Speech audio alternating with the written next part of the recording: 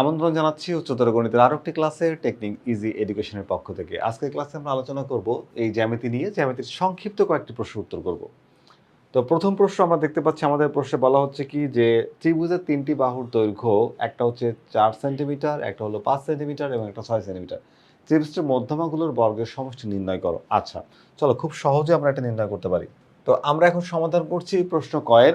তো মনে করি ত্রিভুজের তিনটি বাহুর দৈর্ঘ্য যথাক্রমে একটাকে ধরলাম হচ্ছে এ সেন্টিমিটার, একটা হচ্ছে বি সেন্টিমিটার, আর একটা হলো সি সেন্টিমিটার এবং ও সি সেন্টিমিটার, এবং মধ্যমা ত্রয় বলছে না, মধ্যমা ত্রয়।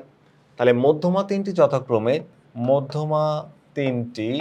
যথাক্রমে একটাকে ধরো তুমি ডি সেন্টিমিটার, তারপরে ধরো যে ই সেন্টিমিটার, আর একটাকে ধরো হচ্ছে এফ সেন্টিমিটার। এগুলো আমি একটু ধরে নিলাম যে ত্রিভুজের তিনটা বাহুর দৈর্ঘ্য যথাক্রমে এ বি সি, এর হচ্ছে মধ্যমা হচ্ছে ডি ই এফ সেন্টিমিটার। আমি এগুলো ধরে নিলাম। ওকে, আচ্ছা, তাহলে আমরা একটা ফর্মুলা জানি, কি বলতো, বাহু এবং মধ্যমার মধ্যে সম্পর্ক। আমরা জানি যে ত্রিভুজের বাহুত্রয়ের বর্গের সমষ্টির 3 গুণ মধ্যমা ত্রয়ের বর্গের সমষ্টির 4 গুণের সমান। বাহুত্রয়ের বর্গের সমষ্টির 3 গুণ মধ্যমা ত্রয়ের বর্গের সমষ্টির 4 গুণের সমান। তার মানে এইখানে যদি আমি সম্পর্কটাকে এই এ বি সি এবং ডি এফ এর মধ্যে নিয়ে যাই, তাহলে কি হয় বলতো, 3 into A square plus B square plus C square is equals to 4 into D square plus E square plus F square. আমরা এই সূত্রটা জানি যে ত্রিভুজের তিনটা বাহুর দৈর্ঘ্য যদি এ বি সি হয় এবং মধ্যমা যদি ডি ই এফ হয়, তাহলে এদের মধ্যবর্তী সম্পর্ক হচ্ছে বাহুত্রয়ের বর্গের সমষ্টি 3 গুণ মধ্যমা ত্রয়ের বর্গের সমষ্টি 4 গুণ। এবার আসো, ত্রিভুজের তিনটি বাহুর দৈর্ঘ্য যথাক্রমে কি কি বলা হয়েছে বলো তো? তিনটি বাহুর দৈর্ঘ্য যথাক্রমে 4 সেন্টিমিটার, 5 সেন্টিমিটার এবং 6 সেন্টিমিটার। তাহলে চলো মানগুলো বসানো যাক। এখানে প্রথমে আমরা যে কাজটা করব, 3 ইন্টু কি বসাবো বলো তো? এর মান হচ্ছে 4, তাহলে 4 স্কোয়ার। বি এর মান কত? 5, তাহলে 5 স্কোয়ার। সি এর মান কত? 6, এই নাও 6 স্কোয়ার সমান সমান 4 ইন্টু কি বের করতে বলছে? মধ্যমা ত্রয়ের বর্গের সমষ্টি। তো মধ্যমা ত্রয়ের বর্গের সমষ্টি একটা হচ্ছে ডি, তাহলে D square plus E square plus F square. এখন এই জায়গাতে এই মধ্যমা ত্রয়ের বর্গ সমষ্টির যে 4, এই 4টাকে আমি সাইড চেঞ্জ করব, তাহলে ও কি হবে? এই পাশে চলে আসবে। ও কি হবে বলো তো? এই পাশে চলে আসবে। তো ওটাকে যদি এই পাশে পাঠায়, ও তো গুণ আকারে আছে, তাহলে ভাগ হয়ে যাবে। তাহলে 3/4, এখানে আমরা পাচ্ছি 16, এখানে পাচ্ছি 25, আর 6 এর স্কোয়ার করলে হয় 36 is equals two D square plus E square plus F square. তাহলে চলো তো এই পুরোটাকে আমরা একটু হিসাব করে ফেলি। তাহলে এখানে আমরা হিসাব করলে কত পাচ্ছি দেখো, এখানে পাচ্ছি হচ্ছে তোমার 3/4 into 77 is equals two D square plus E square plus F square.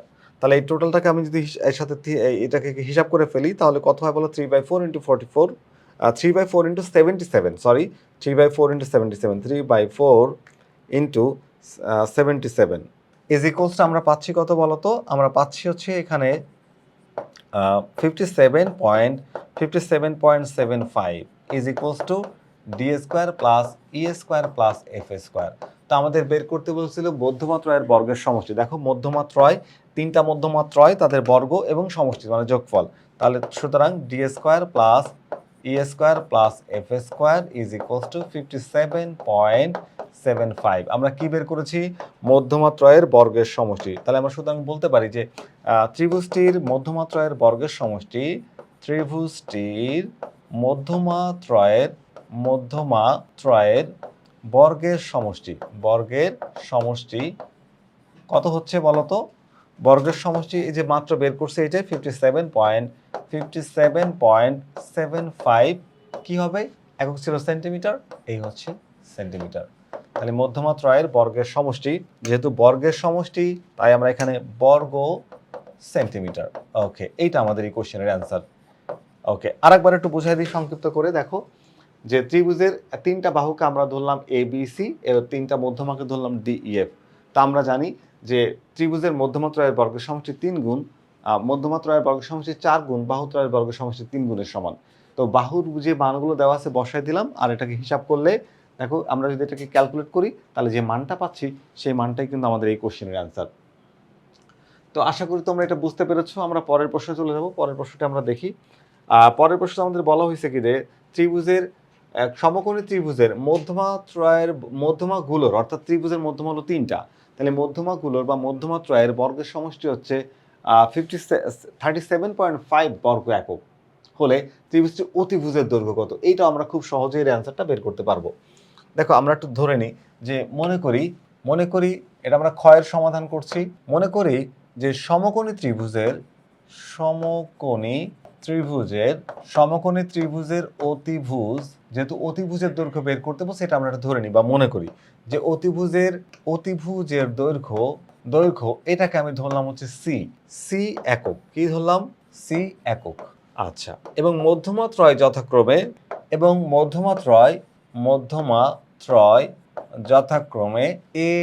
মধ্যমাত্রয় এ না, মধ্যমাকে আমরা ডি, ই এবং এফ ধরলে ভালো হয়। তাহলে ডি একক, তারপর হচ্ছে ই একক, আর হচ্ছে ও এফ একক। এটা ধরে নিলাম যে 3টা মধ্যমা যথাক্রমে একটা এ, একটা ডি, একটা ই আর একটা হচ্ছে এফ। তাহলে আমরা জানি যে সমকোণী ত্রিভুজের মধ্যমাত্রয়ের বর্গের সমষ্টির দ্বিগুণ অতিভুজের বর্গের 3 গুণের সমান। তাহলে আমরা জানি কি? তাহলে আমরা জানি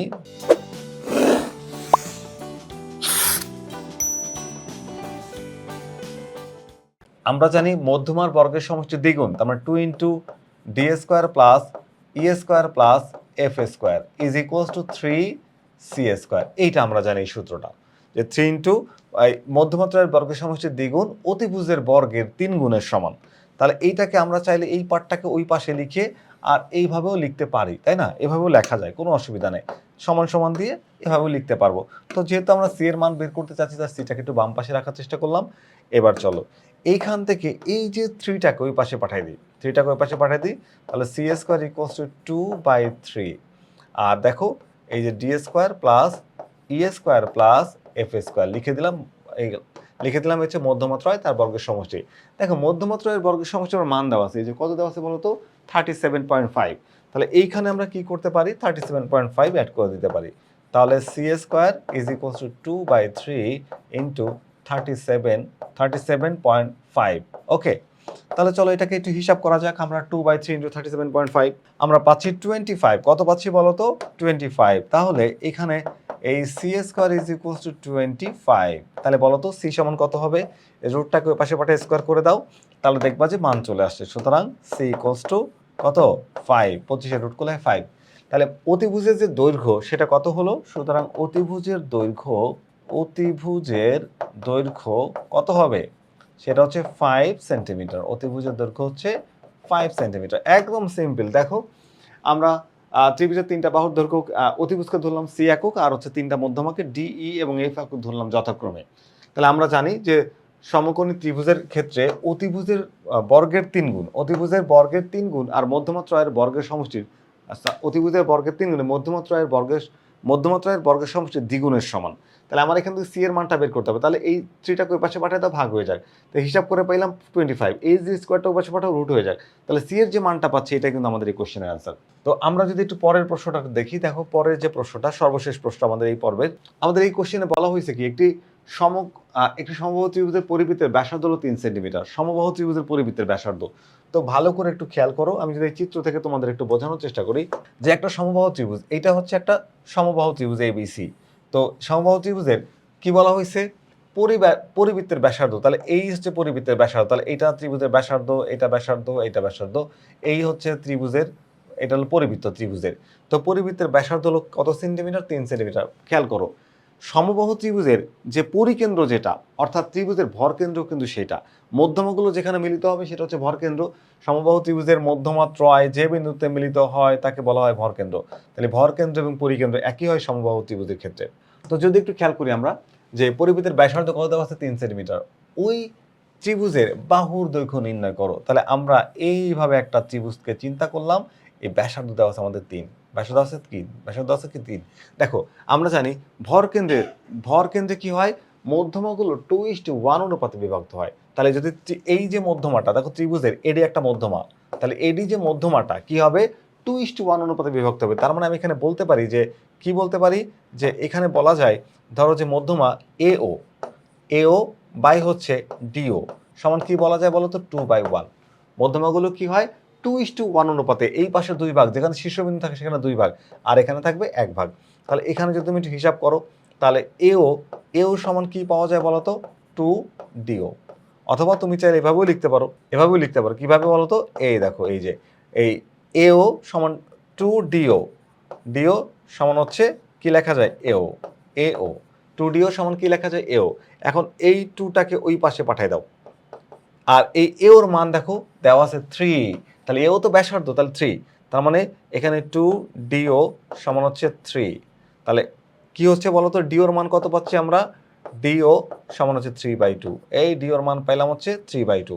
ডিও সমান কত পেলাম 3/2। এই দেখো ডিও সমান হচ্ছে 3/2, এইটু পাশে যে ভাগ হয়ে গেল। তাহলে ডিওর মান তো আমরা পেয়ে গেছি, কিসের মান পেয়ে গেছি, ডিওর মান পেয়ে গেছি।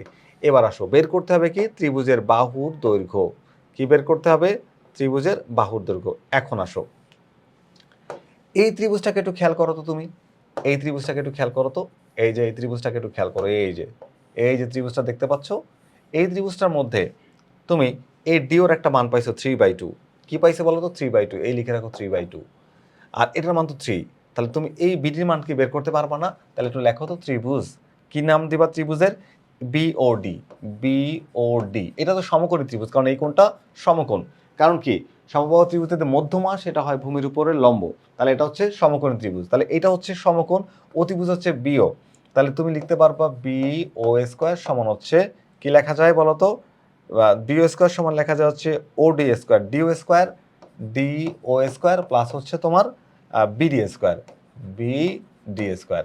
আচ্ছা এখানে এইটার মান কত, এটার মান হচ্ছে কত বলো তো, বিও, বিও, বিও, তাহলে বিওর মান হচ্ছে 3, এই 3 স্কয়ার লিখে দাও। আচ্ছা ডিওর মান কত, এ ডিও 3/2, আচ্ছা ওইটা ওই পাশে এপাশে এনে যদি লিখি তাহলে মাইনাস করে দেওয়া যায় না, অবশ্যই মাইনাস করে দেওয়া যায়, 3/2 এর উপরে স্কয়ার সমান সমান হচ্ছে বিডি স্কয়ার। তাহলে এখানে একটু হিসাব করা যাক, 9 মাইনাস 3 এখানে 9/4 হবে, হিসাব করলে 9 কারণ এর উপরে স্কয়ার হবে, এই দেখো 9/4, okay, is equals to BD square. তাহলে এখানে লসাগু কত বলো তো 4, 4 আর 4 নং কত 36 মাইনাস 4 4 বাদ 9 সমান হচ্ছে বিডি স্কয়ার। তাহলে এখানে আমরা হিসাব করলে পাচ্ছি 25, 25, এখানে আমরা কত 36 থেকে 4 নং 36 থেকে 9 বাদ দিলে পাবো হচ্ছে 25 না sorry 27, 36 minus 9 is equals two 27, কত পাচ্ছি 27। তাহলে এখানে আমরা পাবো হচ্ছে 27 বাই হচ্ছে 4 is equals to BD square. এই স্কয়ারটাকে এই পাশে পাঠাও তো, পাঠালে কি হয়ে যায় রুট হয়ে যায়, তাহলে বিডি সমান হচ্ছে √27/4।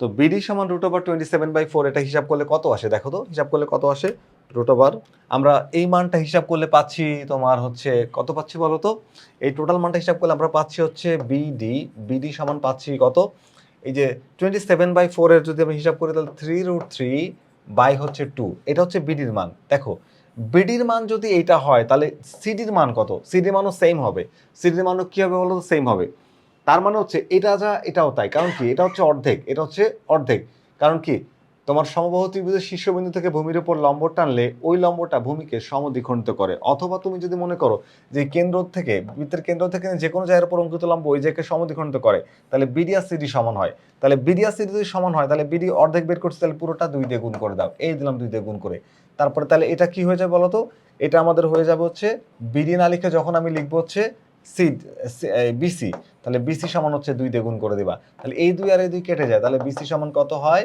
বিসি সমান হয় 3√3।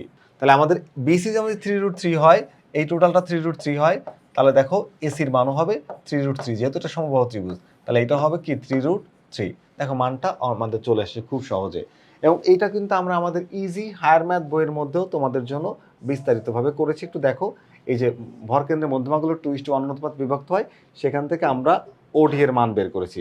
তারপরে এই যে ত্রিভুজটা সমকোণী ত্রিভুজটার মধ্যে আমরা কি পিথাগোরাসের সূত্র অ্যাপ্লাই করেছি, পিথাগোরাসের সূত্র অ্যাপ্লাই করে আমরা সেখান থেকে হচ্ছে বিডির মান বের করেছি।